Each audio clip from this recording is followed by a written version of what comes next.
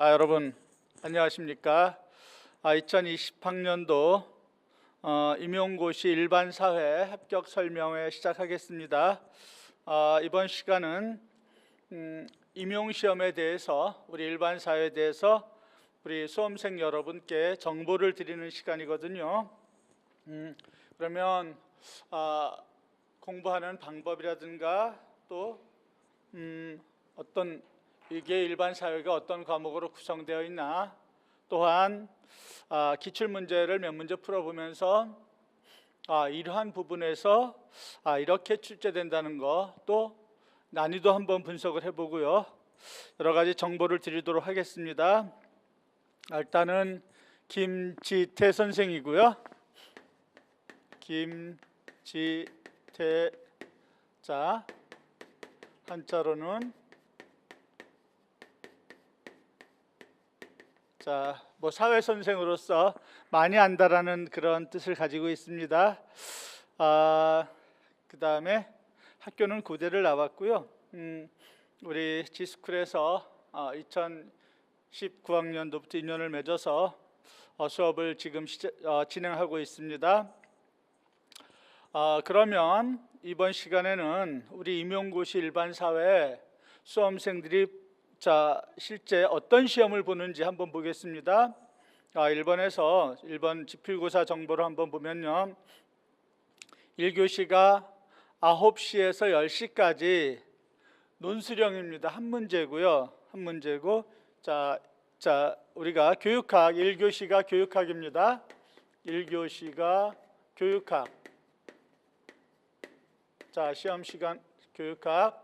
시험은 1시간이고요. 1시간이고, 한 문항 20점짜리 논술 문제입니다. 20점짜리 논술형이다. 논술형이고요. 그 다음에 2교시가 전공사회 A, 전공사회 B.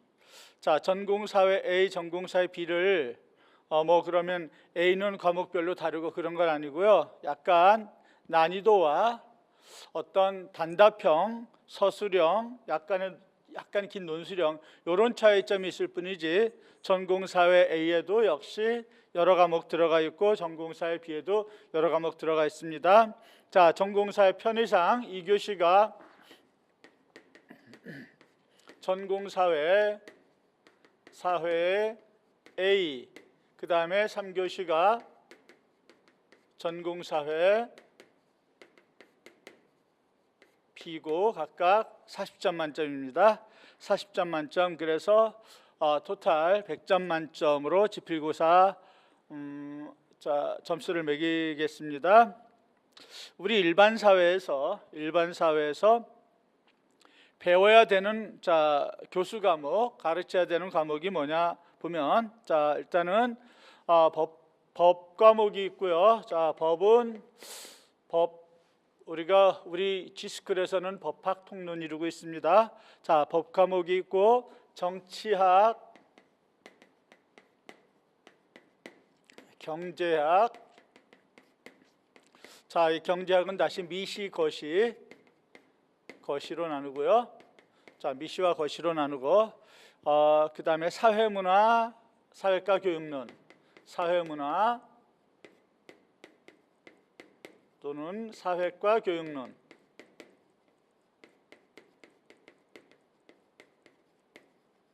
이렇게 골고루 출제가 되겠습니다. 이렇게 출제가 되는데요, 이제 공부하는 방법을 한번 보겠습니다. 공부하는 방법도 지금까지 임용시험이 일반사회가 어떻게 전형의 변화가 있었는지 한번 볼게요. 2001년 이전에는 주로 객관식이었습니다. 약간 객관식도 좀 쉬운 거, 물론 엄청 어려운 문제가 몇 개 있었는데, 그것은 우리 출제 교수님들께서 전략적으로 약간 좀 사교육을 좀 방지하기 위해서 했던 건데, 역시 실패하고 나서 이제 전체적으로 좀 약간의 굴곡은 있었지만 전체적으로 지금은 약간 평이한 형태가 출제되고 있습니다. 2002년부터는 객관식 문제도 우리가 주관식으로 변환시켜서 공부를 해야 되니까 실제 기출 문제는 2002년도부터 풀어보시면 될 것 같고요. 2020년부터 풀어보시면 될 것 같고 2019년 분석을 했더니 올해 합격하신 분들 분석을 했더니 사회과 교육론에서 14점, 여기에 14점, 사회과 교육론 14점, 사회문화에서 12점, 12점, 법에서 16점, 정치에서 15점, 13점, 이렇게 해서 100점 만점을 채운 걸, 물론 사회문화나 약간씩 성향이 섞이는 문제들이 있어요. 섞이는 문제들이 있는데 그래도 이렇게 2019년은 분석을 할 수가 있겠습니다. 우리 G스쿨에서는 강의 순서가 1월이 법입니다. 이미 끝냈고요. 1월이 법이고요. 2월이 정치학 지금 진행 중에 있고요. 그다음에 경제학에서 3월, 4월 미시와 거시가, 미시가 3월이고 거시가 4월인데 분량은 미시가 약간 많습니다. 약간 많아요. 그래서 같이 들어주면 될 것 같고요. 우리 G스쿨에서 물론 G스쿨에서 이 경제학이 물론 제가 하는 겁니다만 경제학이 굉장히 들어볼 만한 가치가 있다고 여겨지고요. 5월 달에 사회문화, 6월 달에 교육론 해서 기본 이론을 장장 6개월에 걸쳐서 마치게 됩니다.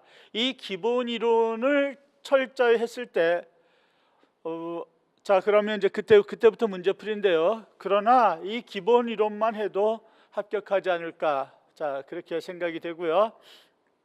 문제를 풀면서 좀 미비했던 거 보충하고 그 다음에 또 통합적인 문제들 풀고 이렇게 하면 완벽하게 대비가 될 수 있을 거로 생각이 됩니다. 일반 사회 과목의 특징과 수험 전략을 한번 볼게요. 일단은 과목이 많습니다. 사회 선생 하는데 이 과목이 많기도 하지만 깊이도 있어서 여느 대학 교수가 와서 강의를 한다고 해도 절대 혼자서 할 수 없는 그 정도로 박학다식한 사람이 거의 흔하지 않다고 보여지는데요. 그래서 몇 사람이 2명, 3명 하는데 그래도 저는 이걸 할 수 있는 그런 능력은 있다고 생각이 되고요. 또 혼자 했을 때도 단점만 있는 것이 아니고 통합적인 문제에 대해서 굉장한 장점이 있어요. 그래서 오늘은 통합이론의 장점을 한번 보여드릴 생각이 있습니다. 보여드릴까 합니다. 분량적으로는 아마 법이 제일 많을 것 같고요. 정치학은 좀 섞이긴 하는데, 경제학도 섞이긴 하는데, 정치학은 어떤 이론만, 정치 사상과 이론만 조금 정리를 하면 그렇게 난이도가 그렇게 빡세다고 이렇게 생각은 되지 않고요. 개별 난이도로 손도 못 댈 수 있는 문제는 경제학에 있습니다. 물론 법학도 굉장히 어렵게 낼 수 있지만 그건 좀 내는 게 한계가 있어요. 그렇죠? 예를 들어서 법학에서도 공정력과 구성요건의 효력의 차이점을 서술하셔야 그러면 아무도 못 쓰죠. 아무도 못 써요. 그렇지만 그러나 그것은 너무 좀 지엽적이고 경제학에서는 정말 내가 공부를 제대로 하지 않으면 많이 나는 거 아니에요. 한 5문제, 6문제 나는데 손을 못 대게 된다. 그러면 손을 못 댄다라고 하면 경제학에 손을 못 댔다 그러면 떨어지는 거예요. 불행한 그러면 즉 그 반대로 여러분 어려울수록 이걸 준비를 잘해서 여러분의 강점으로 만들어야 돼요. 왜? 이것은요 공부를 잘해 놓으면 또 틀리지가 않아요. 이 경제학이 약간 연역적인 수학적인 측면이 있어서 좀 틀리지가 그래서 공부를 잘 해놓을 필요가 있다. 자, 사회문화와 교육론은 굉장히 많이 섞여 있습니다. 혼재가 되어 있고요. 특히 조사방법론 쪽에서 굉장히 좀 같이 출제하는 경향이 있고요. 사회과 교육론은 이것은 기출문제를 푸는 것이 굉장히 중요할 것 같고요. 기출문제. 자, 사회문화는 유일하게 이 5과목 중에 유일하게 교과과정, 예를 들어서 수능이라든가 평가원 모의고사 이 정도는 한번 평가원 모의고사 사회문화는 대비할 수 준비해도 되는데 우리 수업만으로도 충분할 것 같다. 자, 충분할 것 같다. 자, 이렇게 과목별 특징은 간단히 말씀드리고요. 실제로 가르치면서 가장 중요한 것은 내가 알고 있어도 이것이 서술형이기 때문에 그렇죠? 서술형이죠. 다른 색깔 한번 써볼게요. 자, 이것이 서술형이다 보니까 내가 알고 있는 지식을 끌어 써야 돼. 자, 내가 알고 있는 머릿속에 있는 지식을 내가 글로 표현해야 돼요. 글로 표현해야 되니까 여기에 대해서는 좀 연습이 필요할 것 같다. 연습이 필요할 것 같다. 내가 많이 알고 있으면 뭐합니까? 내가 내 머릿속에서 끄집어내서 내가 활용할 수 없으면 안 되겠죠. 그렇죠? 자, 연습이 좀 필요하다. 필요하다. 자, 어떻게 공부할 것인가는 우리 지금 교재는 아니고요.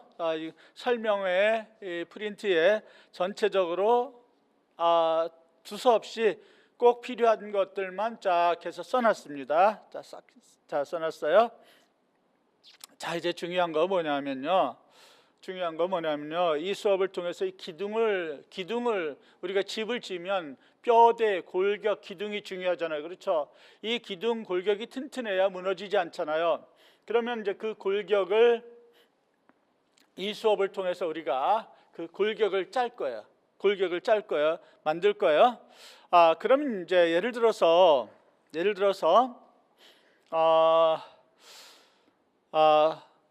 용의자 이론을 우리가 프리즈너스 딜레마 또 논자는 PD 게임 이르기도 합니다. PD 게임 기르기도 해요. 자, 이 프리즈너스 딜레마에서 이미 경제학에서 출제가 됐습니다. 정의론에서 출제가 됐어요. 그러면 경제학에서도 출제가 됐고 정의론은 이쪽에서 출제가 됐습니다. 정치학 뒤에 국제정치에서 출제할 수도 있고요. 홉스에서도 출제할 수 있고요. 또 경제학에서 과점이론에서 출제할 수 있고 게임이론에서 다시 출제할 수 있어요. 그래 놓고 보면 아직 출제할 영역이 2곳이 남았어요. 자, 2곳이 남았습니다. 이 게임이론이 출제할 곳이 2곳이 남았는데 실제 시험 문제는 3문제가 숨어 있어요. 자, 이런 것들을 여러분들이 찾아서 공부하면 내가 정말 수업을 통해서 이 수업의 가장 큰 수업의 목적이 뭐겠습니까, 여러분? 이 수업의 목적이 뭘까요? 물론 합격이죠. 자, 수업의 목적이 물론 합격입니다. 그러면 그 합격은 나중 일이고, 자, 이 수업의 가장 큰 목적이 뭘까요? 자, 우리 수업을 통해서 시험 문제가 낯설지 않아야 됩니다. 그렇죠? 자, 이 수업을 통해서 시험 문제가 실제 시험 문제가 시험 문제가 낯설지 않아야 돼요. 내가 본 문제, 내가 공부한 문제가 내가 시험지를 딱 받아보니까 너무 생경해, 생뚱맞아. 너무 생경해. 처음 본 것 같아요. 이러면 안 되겠죠, 그렇죠? 자, 이러면 안 되겠죠. 자, 이 시험 문제가 어디서 많이 봤어요. 자, 예를 들어서 강아지도 그냥 똥개라고 표현하겠습니다. 강아지도 자기 집 앞에서는 절반을 먹고 들어간대잖아요. 그렇죠? 기싸움에서. 그러면 얼마나 이 수업을 통해서 내가 실제 시험 문제를 받아봤을 때 나에게 친숙한가? 그러면 어떻게 되겠어요? 자, 우리 수업하는 이 문제들, 뭐 기출문제는 전부 다 풀어볼 겁니다. 2019년까지. 자, 이 수업에 있어서 우리 공부했던 것들이 자, 시험에 많이 나와줘야 되겠죠. 첫 번째. 그러면 이것을 우리가 적중률이라고 하잖아요. 그렇죠? 자, 예상 문제가 적중이 되는 그 적중률이 일단 높아야 되겠죠. 그렇죠? 적중률. 자, 적중률이 높아야 되는 것은 물론 그러면 공부 안 돼서 우리 다 나왔어. 그런데 학생들이 이것을 나오긴 나왔는데 이걸 답안지를 못 쓰면 안 되잖아요. 그러면 학생들로 하여금 이 시험 문제를 풀 수 있도록 풀어서 맞출 수 있도록 거기에 대한 준비를 시키는 것이 저는 이 수업의 목적이라고 생각을 합니다. 자, 그렇게 생각이 돼요. 그러면 이 부분에서는 우리 수업을 듣는 학생들이 결코 불이익은 없을 거다. 자, 선생님이 장담합니다. 이미 법학 통론을 마쳤고 정치학도 들어가 있고 정치학의 기출 문제가 우리가 증명을 하고 있어요. 기출 문제가 결코 어렵지 않았다는 거 여러분한테 다시 한번 말씀드리고요. 자, 이제 시험은 어떻게 나왔고 어떻게 풀어볼 것인가를 한번 실제 예를 가지고 한번 정리를 풀어보겠습니다.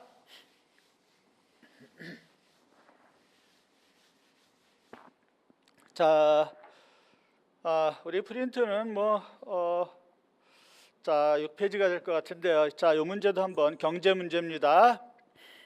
경제 문제인데 여러분 프린트 6페이지를 한번 보시기 바랍니다. 어느 상품의 수요와 공급은 다음 표와 같다고 가정한다. 이때 정부가 상품 1단위당 40원의 종량세를 생산자에게 부과할 경우 이에 대한 설명으로 옳은 것을 지금 객관식으로 나와 있지만 얼마든지 주관식으로 굉장히 중요한 문제가 되겠습니다. 그러면 이 문제들은 여러분 이 문제들은 한번 가격이 10원일 때 수요량이 130원이고 130개로 합시다. 그냥 공급량이 40이고 20원일 때 수요량이 110, 공급량이 30. 그 다음에 가격이 30원일 때 수요량은 90, 공급량은 60. 자, 가만히 보면 수요량은 가격이 10원 올라갈 때마다 20씩 줄어들죠. 그렇죠? 20씩 줄어들어서 그렇죠? 20씩 줄어드는 걸 볼 수 있고요. 공급량은 40에서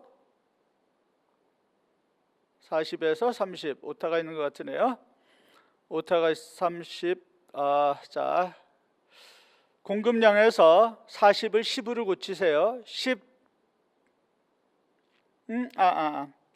40이 아니고 0이네. 공급량이 0. 이런 실수가. 공급량이 0입니다. 그 다음에 20원일 때 30. 30원일 때 60. 이렇게 되는 거예요. 그러면 이제 한번 우리가 그림으로 한번 나타내 볼게요. 그 도표를 그림으로 한번 나타내 보겠습니다. 먼저 수요 곡선 P는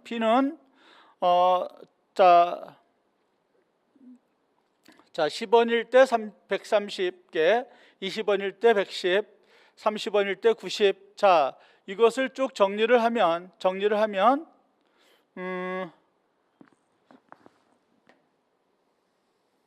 여기가 150이 되고 여기가 75가 됩니다. 75와 150이 됩니다. 그러면 한번 보겠어요. 자, 10원에서 20원으로 갈 때 130에서 110으로 갔어요. 뒤로 가봅시다. 10에서 0으로 가면 130에서 20이 더해지니까 150, 그렇죠? 자, 150.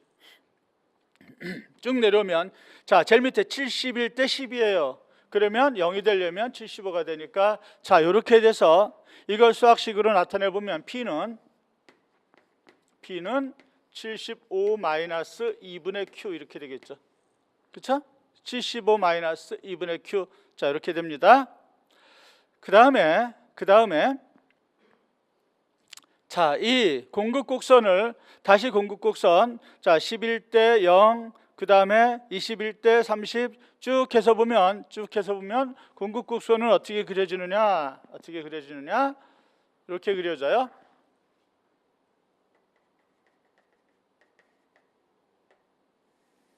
이렇게 그립니다.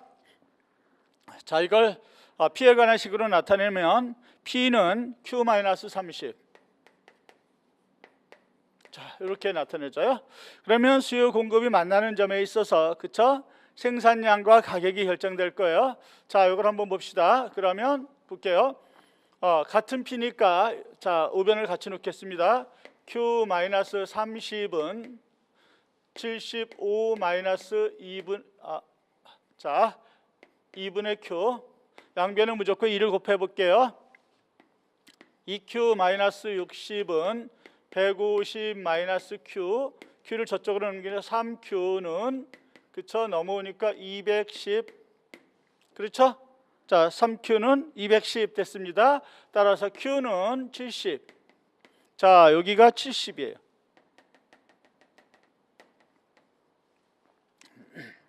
자, 70일 때 70에서 30을 빼니까 가격이 40원 이렇게 됐습니다. 자, 이렇게 됐어요. 자, 40 이렇게 됐다.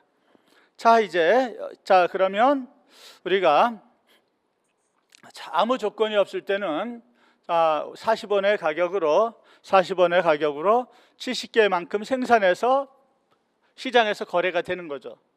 자, 이때 여기에서 종량세가 30원의 종량세를 생산자에게 부과했어요. 그러면 자, 생산자에게 30원을 부과하면 자, 30원씩 위로 올라갑니다. 자, 공급곡선이 이렇게 올라가니까, 자, 새로운 공급곡선은 자, 30원을 올리니까, 여기서 30을 올라가니까 이렇게 되겠죠. P는 Q, 자, 30만큼 올라가겠죠. 자, 여기 30이에요. 텍스가 30원, 30 이렇게 되겠습니다. 자, 그러면 이제 새로운 균형점을 한번 볼게요. 새로운 균형점에서 우리는 이것이 생산자에게 세금을 부과했으니까 이 생산자가 세금을 다 낼 것 같은 그런 생각이 들어요. 그런 느낌이 들죠. 자, 세금을 올렸을 때 자, 생산자는 가만히 있는 것이 아닙니다. 어떻게 하면 소비자에게 떠넘길까? 어떻게 하면 더 많이 떠넘길까? 이것을 조세의 귀착 그럽니다. 조세의 귀착도 중요해요. 조세의 귀착. 자, 시험 문제는 한 문제지만 여기에서 물을 게 굉장히 많습니다. 자, 그러면 다시 새로운 균형점에서 생산량과 가격을 한번 다시 보겠습니다. 짜잔. 자, 볼게요. 자, 이제 P는 Q입니다. 그러면 P는 Q와 이 식을 비교를 해봐야 되겠죠, 그렇죠? 자, P는 Q에서 Q고, 자, P는 75 마이너스 2분의 Q. 자, 좌변이 같으니까 우변도 같겠죠. 같은 원리로 Q는 75 마이너스 2분의 Q. 양변에 2를 곱해줍니다. 자, 이 Q는 150 마이너스 Q 넘어가니까 3Q가 150 돼서 Q는 50이다. 자, Q가 50이면 P도 50이죠. 그렇죠? 자, 그러면 50과 50에서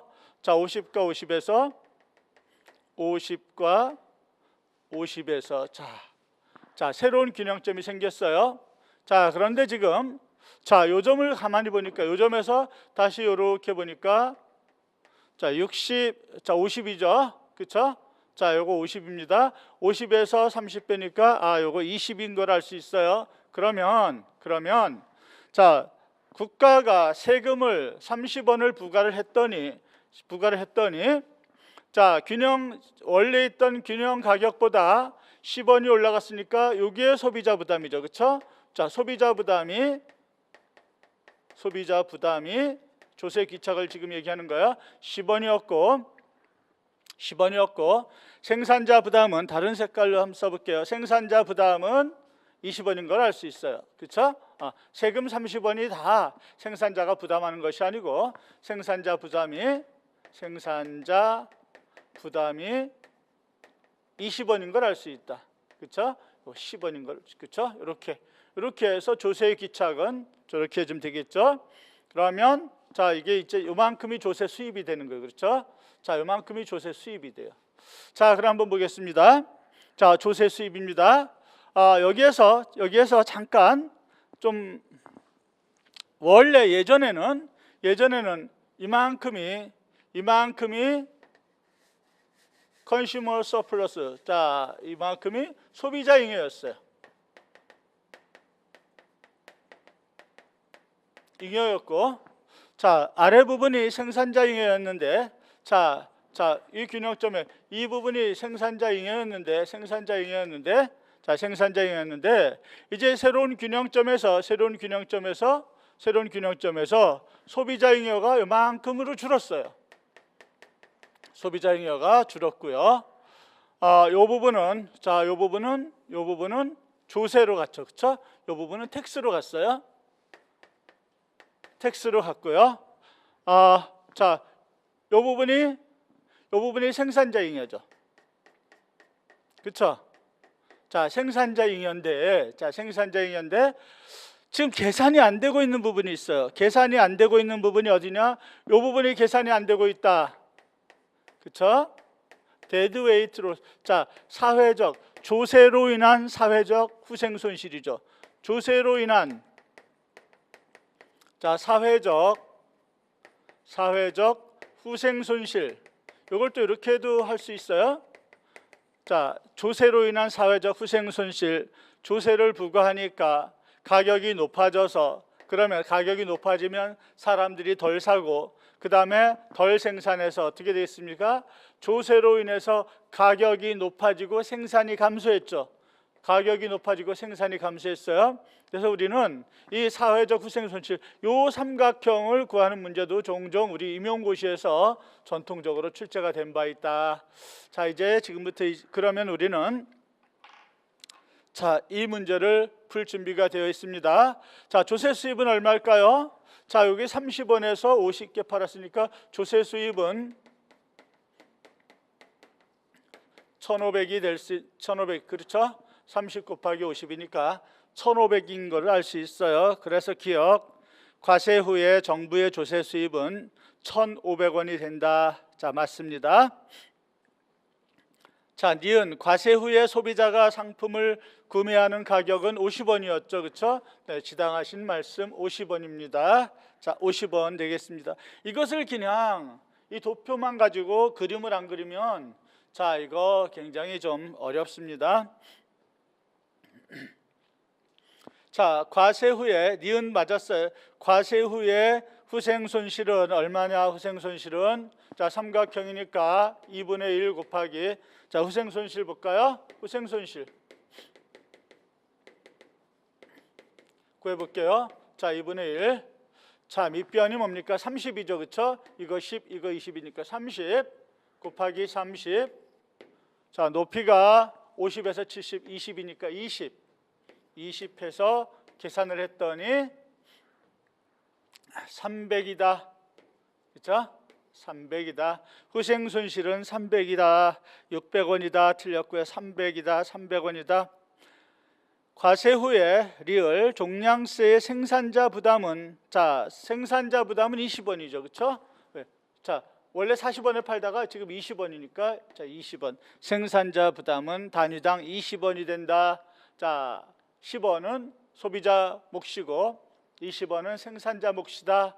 그러면 우리가 얼마든지 이 문제 분석이 되겠죠. 자, 됐습니다. 자, 이 문제도 자, 여러분 아주 좋은 문제입니다. 자, 법으로 한번 가보겠습니다. 자, 이것은 실제 사법시험 문제입니다. 그러면 자, 우리나라 최고의 인재들이 보는 사법시험하고 그럼 우리 임용고시 준비생들은 풀 수가 있을지 없을지 한번 보겠습니다. 자, 2번 가겠습니다. 8페이지. 자, 여러분, 제 책 제가 있는 프린트하고는 좀 달라요. 페이지가 2번 문제입니다.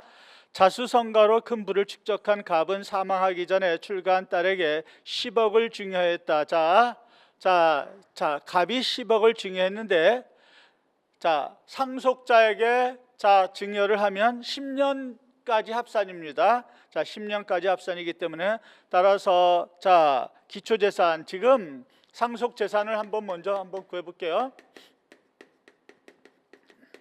자, 2년 전에 출가한 딸에게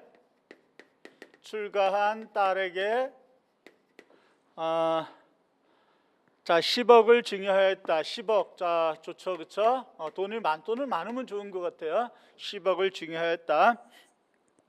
자, 1년 6개월 전에 A 양로원에게 1.6년 전에 A 양로원에게 자, A 양로원에게 14억을 증여했다. 자, 그러면 이것은 여러분 어떤가요?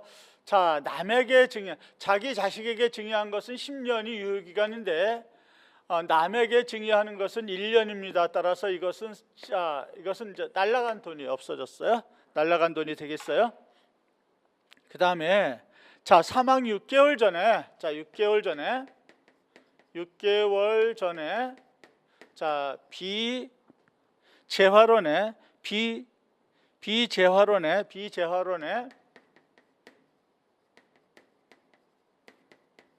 자, 요거 얼마입니까? 10억입니까? 자, 10억을 증여를 했어요. 또 자, 10억을 증여했습니다. 그런데 이건 6개월 전이니까 자, 이건 상속재산에 들어갑니다. 자, 1년 전이어야 되는데 아직 1년이 안 됐기 때문에 요거는 계산을 해줘야 돼요. 갑이 사망했을 때의 상속재산에 자, A 양로원은 포함이 안 되고 1년이 넘어가서 자, 요것은 1년이 안 됐기 때문에 포함합니다. 그럼 출가한 딸은 2년이 자, 이거보다 훨씬 넘었는데요. 자, 공동 상속자는 자, 10년까지 유효 기간이니까 역시 저것도 재산에 포함이 되겠습니다. 자, 그리고 총 재산 90억을 남겼어요. 자, 이거 말고 남긴 재산이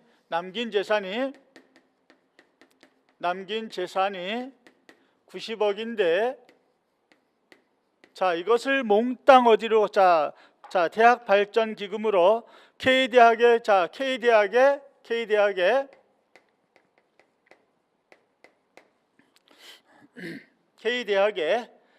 K대학의 발전 기금으로 자, 유언으로 증여한 것을 이것을 유증 그래요. 유언으로 증여를 했다. 자, 유증을 했다. 자, 됐고요. 자, 그리고 부채가 47억의 부채가 있었다. 그럼 이거는 재산이 아니니까 빼줘야 되니까 부채가 47억. 자, 이 정도는 남기고 돌아가셔야 그쵸? 그 후손들이 혜택이 있죠. 자, 이걸 계산하니까 이건 집어넣고 이건 집어넣고 이건 안 집어넣고 이거 집어넣고 이건 빼주고 자, 그렇게 하다 보니까 63억이에요. 따라서 자, 상속 분할 재산은 63억이 되겠습니다. 자, 합쳤더니 자, 63억. 자, 이제 식구는 누가 있나 볼게요. 자, 자, 갑에게 와이프 을이 있습니다. 자, 을이 있고 그 다음에 출가한 딸이 있고 자, 여기서 태어났는지 그건 잘 모르겠어요. 어쨌거나 자, 전처하고 있어도 이건 상속자예요. 그래서 출가한 딸이 출가한 딸이 상속자고, 그 다음에 또 누구냐? 자, 유족으로 자 정이 있대요. 자, 정이 있습니다. 정. 자, 그런데 지금 보세요. 자, 그런데 지금 재산이 하나도 없죠. 왜요? 이거는 딸에게 한 거고, 이건 이미 준 거고. 자, 지금 자 찾아와야 되는 거죠. 지금 하나도 없어요. 이거 대학에 줬고 빚이 있고, 그렇죠? 지금 실제 수중에는 K가 돌아가시면서 한 푼도 남기지 않았는데, 우리 민법은 그럼에도 불구하고 직계 비속이나 자 배우자인 경우는 50%는 자 우리가 유류분, 그래서 유류분 자 다 줬어요. 자식이고 뭐고 다 꼴보기 싫어 다 줬어요. 그래도 유류분은 50%를 받게 됩니다. 자, 물론 직계 존속이나 아버지나 어머니, 그 다음에 형제들까지 가는 경우에는 33.3, 3분의 1이지만 자 절반은 무조건 이것은 처자식에게 가야 돼요. 처자식에게 이거는 무조건 가야 돼요. 자, 처자식에게 가야 됩니다.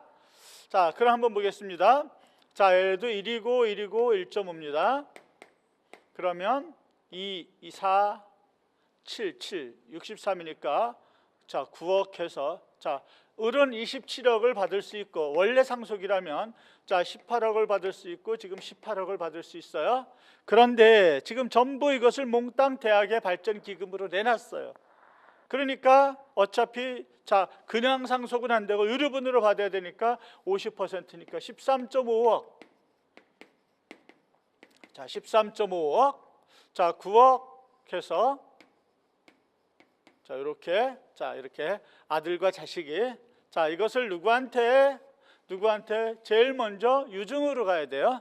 따라서 K대학에 자 이거 22.5억 내놔라. 당연히 법적으로 K대학은 줘야 됩니다. 자 누구에게 가야 되느냐? 먼저 자 유증으로 받고, 그것도 부족하면 그 다음에 증여해서 받는 거예요. 그러면 먼저 K대학에 가서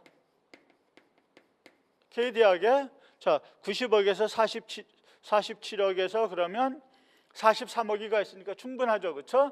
K대학의 이 유족은 자 상속재산 반환 청구권, 그러면 100% 받게 돼 있습니다. 자 13.5억과 9억을 받게 돼 있다. 자 받게 돼 있다. 자 불만하죠, 여러분. 자 사법시험이 자 이거 하면 변호사 합격한 거예요. 이 문제로, 물론 뭐 이 문제가 다는 아니지만 난이도로 봤을 때 우리 자 법학 통론을 수업을 수강한 학생들은 얼마든지 이 문제를 풀 수가 있겠다. 자 얼마든지 이 문제 풀 수가 있겠다. 이제 자 이건 우리가 정치학 때 한번 한 건데요. 이 부분이 굉장히 좀 이슈가 될 가능성이 많아서 오늘 합격 설명에 한번 소개를 한번 해보겠습니다. 합격 설명에 한번 소개를 한번 해보자.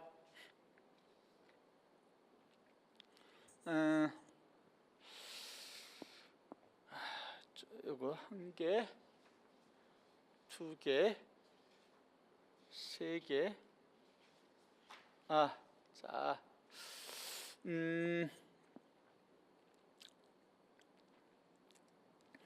자, 3번 문제는 행정고시 기출문제였는데, 자 홉스의 자연 상태를 설명하시오. 50점짜리였습니다. 만인에 대한 투쟁 상태다. 그러면 홉스의 자연 상태는 A, B, C, D 중에 어디에 들어가느냐? 자 우리가 정답이 D에 들어가고요. A로 그러면 갈 수 있는 방안이 있느냐? 정부가 개입해서 갈 수 있다. 그러면 정부가 개입하지 않고 당사자들이 자발적으로 갈 수 있는 방법은 없느냐? 있다. 어떻게 가느냐? 자 지금 이건 한 번 게임을 하는데 무한히 반복을 한다는 자 반복 게임이라고 가정하고 자발적 협력에 의해서 하는데, 만약 자 자발적 협력이 없을 때는 상대방이 했던 걸 그 전철을 그대로 밟아가는 거, 눈에는 눈, 이에는 이, 이것을 티포텟 전략이라고 합니다. 우리 정치학 교재에 있으니까요. 이거 기출문제 그대로 실어놨어요. 자, 행정고시 50점 문제 봤고요. 이제 게임이론을 조금 보겠습니다. 자, 게임이론은 우리가 이제 이렇습니다. 원래 자유주의 가정이 정치적으로 자유주의고 경제적으로 시장경제의 가정이 아담 스미스의 국부론입니다. 아담 스미스의 국부론이 돼요. 국부론.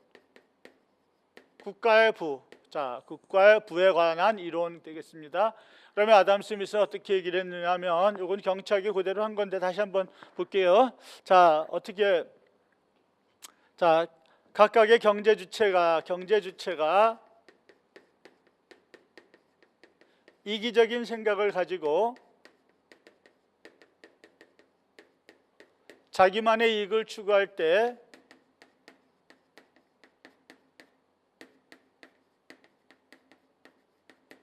각각의 경제 주체가 이기적인 생각을 가지고 자기만의 이익을 추구할지라도 보이지 않는 손에 의해서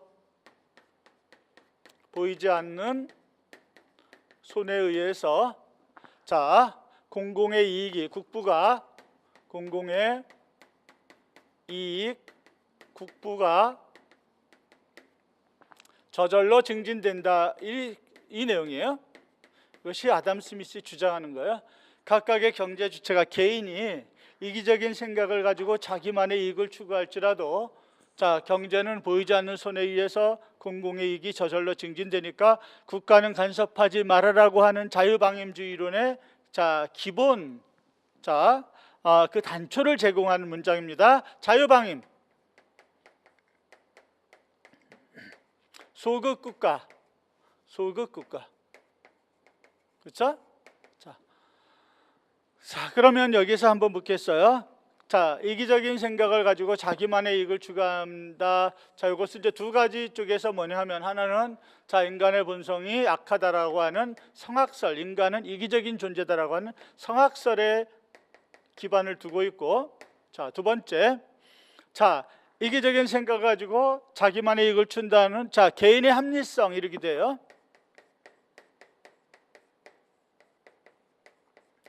개인의 합리성을 추구하면 보이지 않는 손은 시장의 가격 기구에 의해서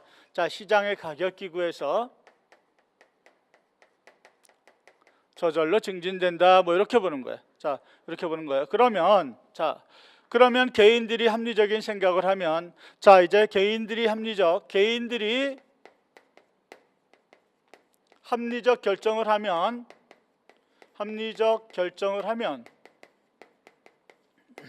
최선의 결과가 나온다는 것이 아담 스미스의 생각인데, 그렇죠? 최선의 결론, 그렇죠? 최선의 결론에 도달한다는 것이 아담 스미스의 생각인데, 그런데 이렇게 했는데 그 구성원들이 합리적 결정을 했는데 이번에는 그 합리적 결정이 최악의 결과를 가져오더라 이거예요. 최악의 결과 또는 차선의 결과를 가져오더라. 그러한 분야가 뭔지를 한번 우리가 찾아보고 그 원인과 대책을 한번 찾아보는 문제들이 계속 줄줄이 출제가 되고 있습니다. 어떤 문제냐? 먼저 서울대 이중구 교수님의 미시경제학에서 나오는 거 한번 볼게요. 용의자의 딜레마고요. 물론 다양하게 나오는데 선생님은 그분 책에서 따왔습니다. 갑가을이 범죄를 저질렀는데 심증은 있는데 검사 입장에서 물증이 없어요. 그래서 이제 꼬시는 거죠. 꼬시는 거예요. 그 도표 바로 위에 우리는 지금 당장 너를 1년 감옥에 보낼 수 있다. 그러나 너희 둘이 은행 강도라는 것을 자백하고 다른 방에 있는 내 친구가 주범이라고 증언하면 너는 수사에 협조한 대가로 석방하고 네 친구는 20년을 때리겠다. 지금 이것을 우리가 너는 수사에 협조한 대가로 석방되고, 이것을 우리가 플리바게닝,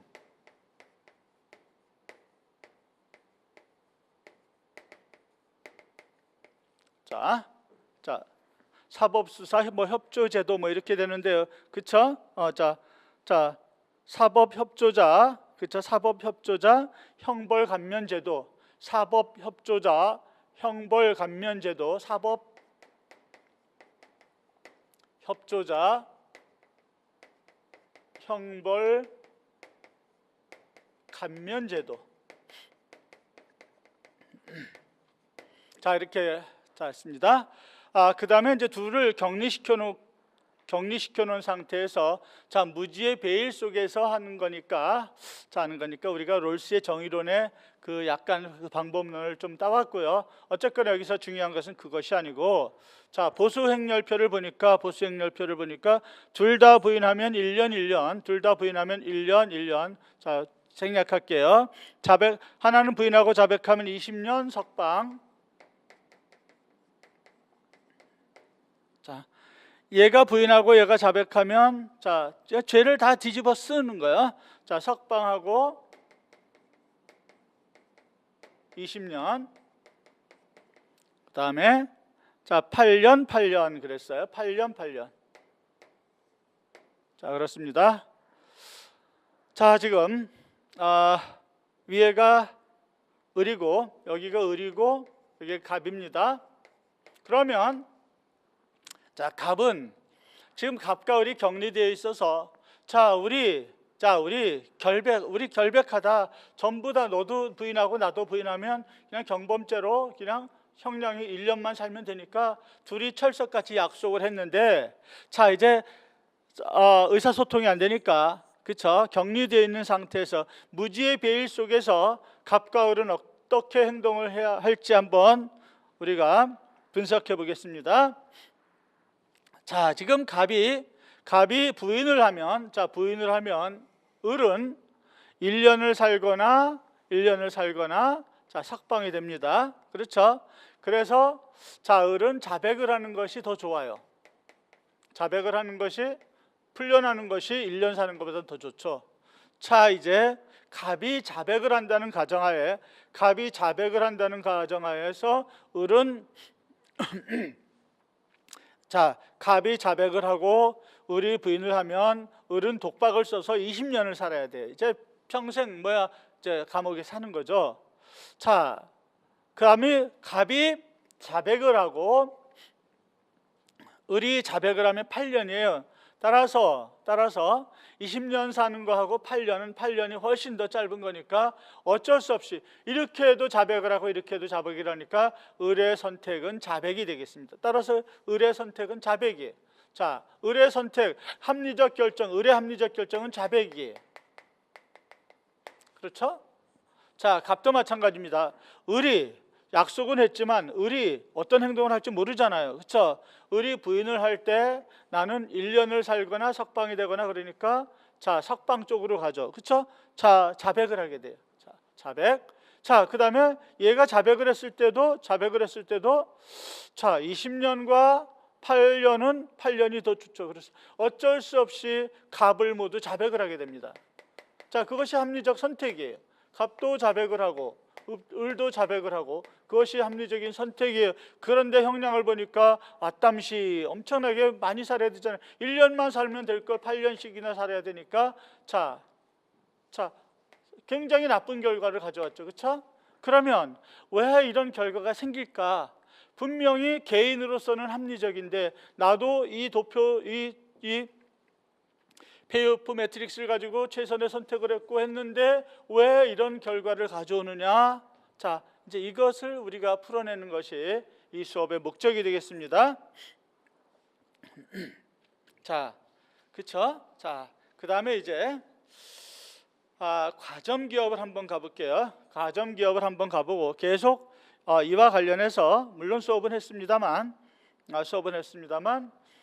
그만큼 중요하기 때문에 합격 설명에 샘플로 가져왔습니다. 과점 기업이 있어요. 과점 기업.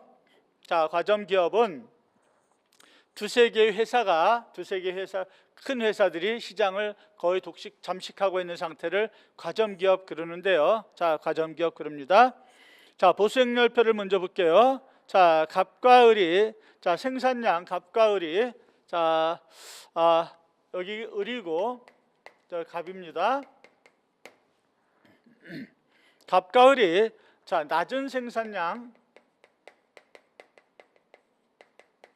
높은 생산을 많이 한다 이런 뜻이에요. 그렇죠? 자, 역시 자, 갑도 잠깐 옆에다 쓸게요. 낮은 생산, 높은 생산을 하고, 자, 보수행렬표를 봤더니 자, 1800, 1800입니다. 자, 둘 다 1800, 1800. 1500, 2000. 1500, 2000. 자, 2000, 1500.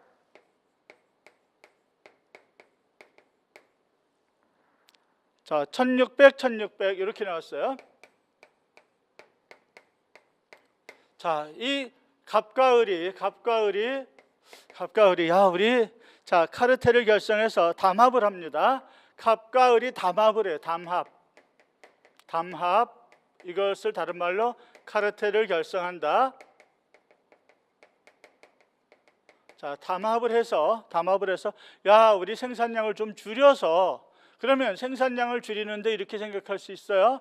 생산량을 줄였는데 왜 많이 생산한 것보다 자, 이윤이 더 많으냐? 이것은 뭐냐면요. 자, 수요 곡선상에서 자, 수요 공급에서 그렇죠? 자, 이렇게 균형을 이루고 있을 때 자, 생산량을 줄이면 가격이 올라가요. 균형점에서 물론 덜 팔리지만 자, 가격이 올라가기 때문에 이런 거로 인해서 이 면적 계산을 물론 해보면 되겠지만, 그렇죠? 나중에 이게 더 많아질 우리가 조건을 찾으면 돼요. 그거는 그러면 이만큼의 더 이윤이 자, 생길 가능성이 있어서 더 많아질 수도 있고 물론 적게 할 수도 있어요. 자, 그래서 여기에 합의를 했어요. 자, 합의를 했는데, 자, 경제는 개별 기업은 자, 추구하는 목표가 이윤 극대화입니다. 이윤 극대화입니다. 맥스 파이를 추구해요. 이윤 극대화를 추구합니다. 그러면 자, 을의 입장에서 1800, 2000이 있는데 따라서 을은 낮은 생산에서 높은 생산으로 자, 경제적 유인이 생겨요. 더 많이 생산해요. 더 많이. 내 만약에 얘는 그대로 있는데 얘는 합의를 지켰는데 내가 합의를 깨면 나는 굉장히 자, 얘하고 쌤쌤인데 얘보다 500이 더 많아. 그렇죠? 폭리를 취할 가능성이 있어서 자, 이걸 깨려고 해요. 약속을 깨려고 해요. 그 다음에 갑의 입장에서도 보면 1800보다 더 큰 이윤 2000이 있어요.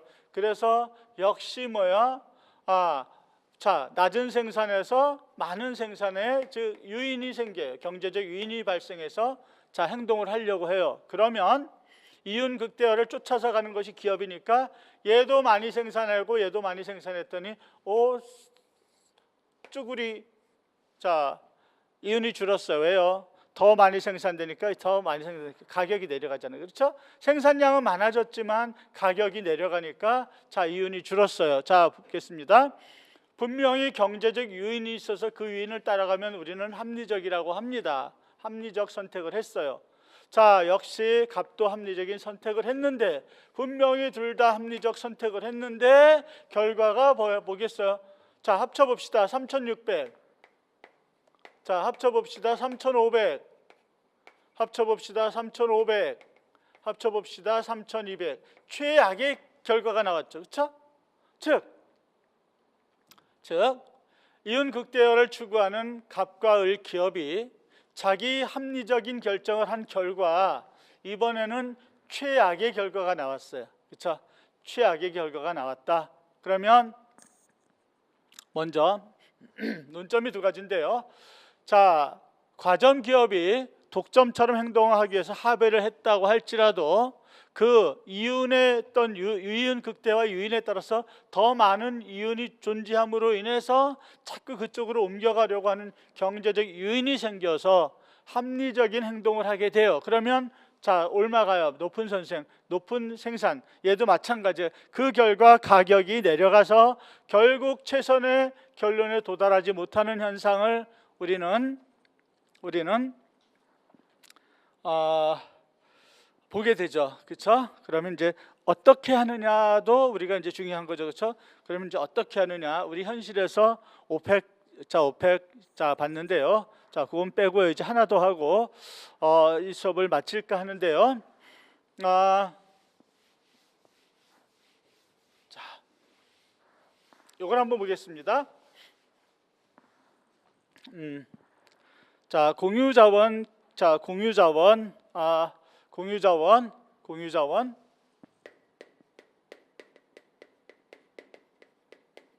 자, 공유자원. 목초지가 있습니다. 자, 목초지도 공유자원이고요. 목초지도 공유자원이고, 뭐 바닷속의 물고기도 공유자원이고, 공동 목초지 그렇고 쭉 있는데, 우리 교재에서는 유전이 나왔습니다. 유전이 나왔어요. 자, 땅 속에 유전이 있고, 땅 속에 유전이 있고, 유전이 이렇게 있고요. 유전이 이렇게 있어요. 유전이 있습니다. 그런데 공교롭게도 자, 얘가 땅을 뚫었더니, 유공을 뚫었더니 자, 석유가 나왔어요. 따라서 A 회사고요. A 정유 회사입니다. 자, B 정유 회사도 굉장히 거리가 많이 떨어져 있는데, 자, B 회사도 역시 자, 지금 B 회사도 석유를 캐내고 있는데 그게 한 놈이야, 한 통속이야. 그럼 만약에 자, A 회사가 이것도 A 회사 유정은 이렇게 되겠고 B 회사 유정 이렇게 되면 자, 마구마구 원유를 추출하려고 하지 않을 거예요. 관리하면서 시장 가격을 봐가면서 할 건데, 이렇게 같이 이렇게 엮여 있으면 많이 캐는 사람이, 많이 뽑아내는 사람이 임자죠. 그렇죠? 많이 뽑아내는 사람이 이익을 봐요. 그러면 막 이렇게 됐어요. 그러면 B 회사는 A 회사의 2배잖아요. 그러니까 얘도 또 더 많이 그러면 더 많이 생산하면 어떤 문제가 있다고 했습니까? 가격이 하락한다고 그랬죠. 그렇죠? 가격이 하락한다고 그랬어요. 자, 지금 뭐냐 하면요. 자, 지금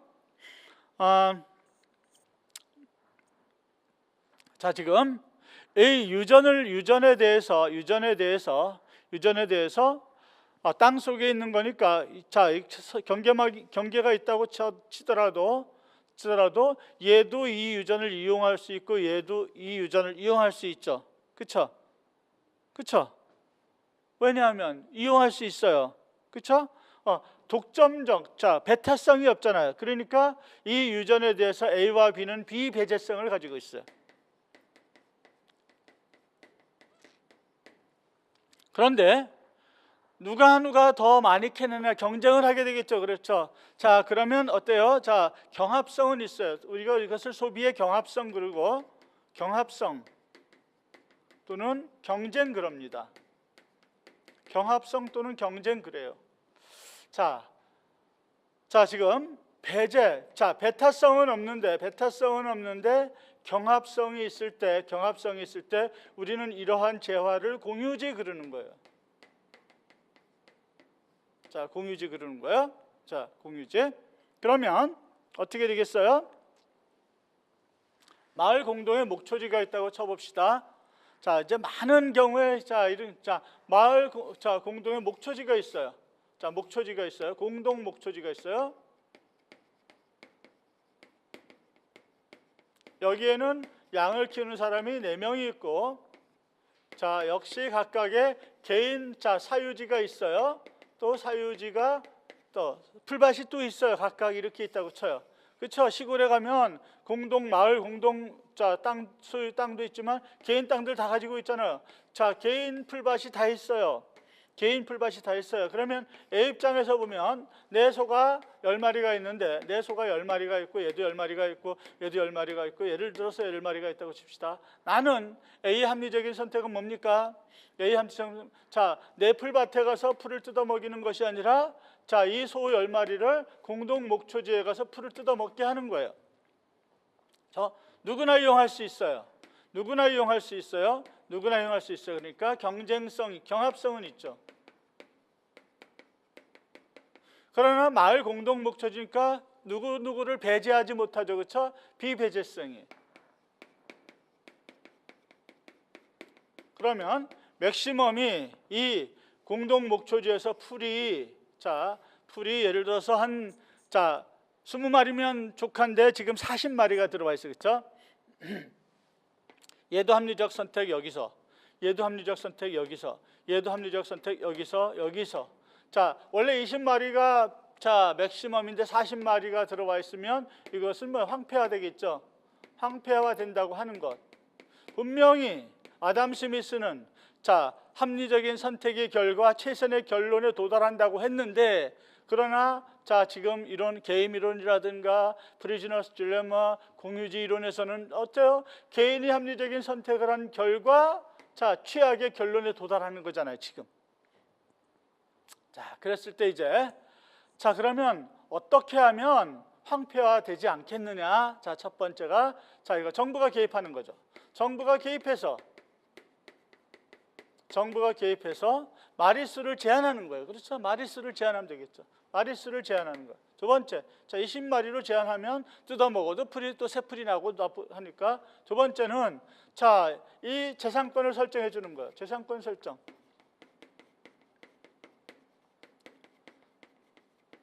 그럼 어떻게 되겠어요? 여기는 A 땅이에요. 그렇죠? 그러면 풀이 없으면 여기로 왔다가 A. 그 다음에 또 여기 풀이 자랄 때까지 여기로 갔다가 관리하면서 할 거 아닙니까? 그렇죠? 얘도 마찬가지죠. 여기서 뜯어 먹였다가 풀이 또 없으면 이렇게 가고, 그러면 관리를 할 거 아닙니까? 그러면 사시사철 푸르른 목초지가 있는 거죠. 그렇죠? 네. 여러분, 지금 봤습니다. 그래서 그 공유자원 게임에서 유공 이 정유회사도 정유회사도 많이 뽑아내니까 결국 실패하더라 이겁니다. 많이 뽑아내니까 실패하더라. 그런데 여러분, 요거 한번 이제 마무리 짓게요. 많이 뽑아내니까 실패하더라. 그랬는데 이것이 봐요. 500. 300, 600. 이건 아직 출제가 안 됐어요. 600, 300.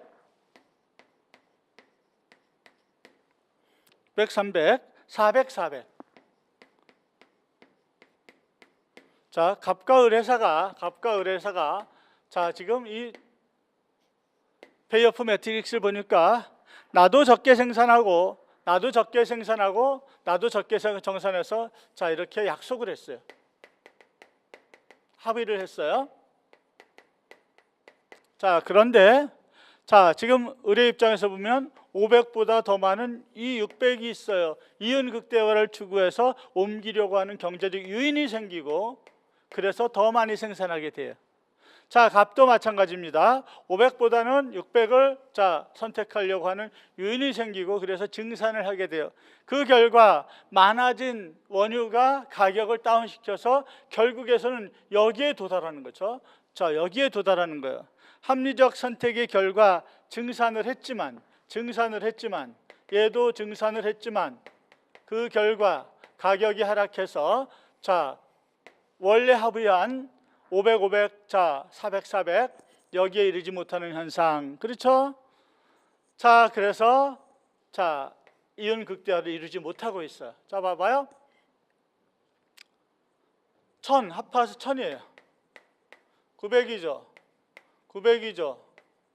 800이죠. 최악의 결론에 도달했어요. 그렇죠? 이것이 그러면 이 소비자 입장에서는 어떤 의미를 갖느냐? 야들이 약속을 위반하면 위반할수록 생산량이 더 많아졌다고 그랬죠. 그렇죠? 생산량이 더 많아져서 가격이 내려가는 거니까. 보세요. 수요 공급에서 생산량이 많아진다라고 하는 얘기는 공급이 증가했다는 얘기고, 그렇죠? 증산이니까 공급이 증가했을 거 아니겠어요? 그러면 그 가격이 그 가격이 원래 있던 가격에서 비슷하다고 합시다. 예를 들어서 P1이라고 합시다. 가격이 내려가게 되죠. 그러면 어떻게 되겠어요? 사회에서 필요로 하는 것보다 원래 처음보다 더 많이 생산이 되고 효율성이 담보가 되죠. 그렇죠? 효율성이 담보가 되죠. 자, 가격이 소비자 입장에서 내려오니까 어때요? 카르텔이 깨지면 깨질수록 소비자는 굉장히 유리하다. 그래서 나쁜 것만은 아니다. 지금은 모든 우리 뭐 고시든 임용고시든 모든 시험이 이익이 악화되었다만 초점을 두고 있는데 아닙니다. 지금 이렇게 우리 이런 시각을 가지고 있는 것은 우리 지스쿨이 거의 유일무이한 거 아닌가 생각이 되는데요. 소비자 쪽에서는 엄청나게 유리하다. 여러분, 이것으로 2019학년도 2월달 합격자 설명회를 마치도록 하겠습니다. 수고하셨습니다. 감사합니다.